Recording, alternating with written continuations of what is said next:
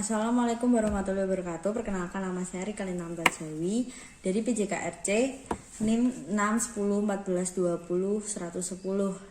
Dosen pengampu Bapak Iman Sofwan, SPD MPD. Saya di sini akan menjelaskan tentang masalah pendidikan dan solusinya.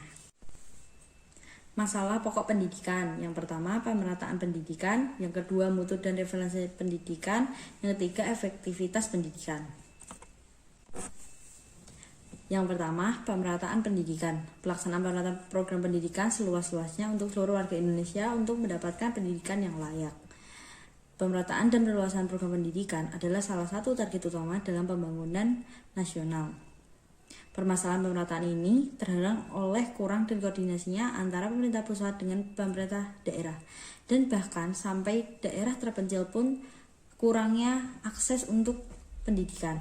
Permasalahan dan pemerataan dapat ditanggulangi dengan cara menyediakan sarana dan fasilitas belajar bagi setiap masyarakat yang wajib mendapatkan pendidikan dengan layak. Mutu dan relevansi pendidikan. Jadi pendidikan yang bermutu itu menghasilkan pendidikan dengan tenaga profesional sesuai dengan kebutuhan negara.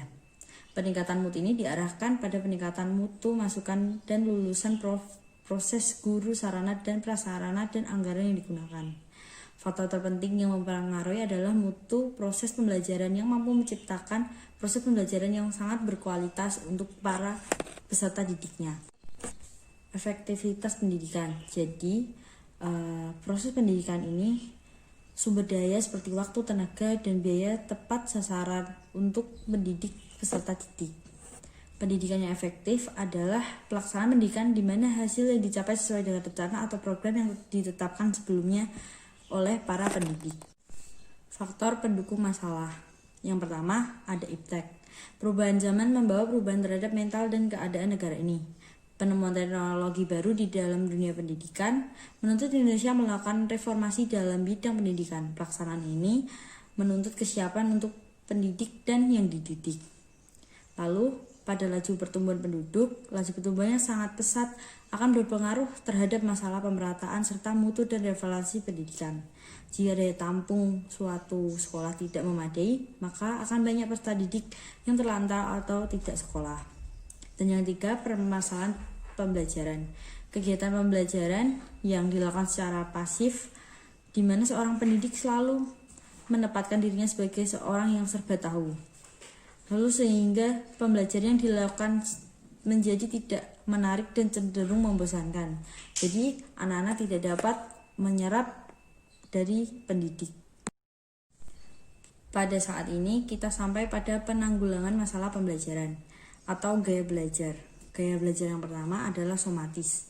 Belajar somatis menggunakan fisik atau indera peraba. Lalu ada auditori. Auditori gaya belajar ini menggunakan suara atau dialog seperti membaca dan menceritakan kepada orang lain. Yang ketiga adalah visual.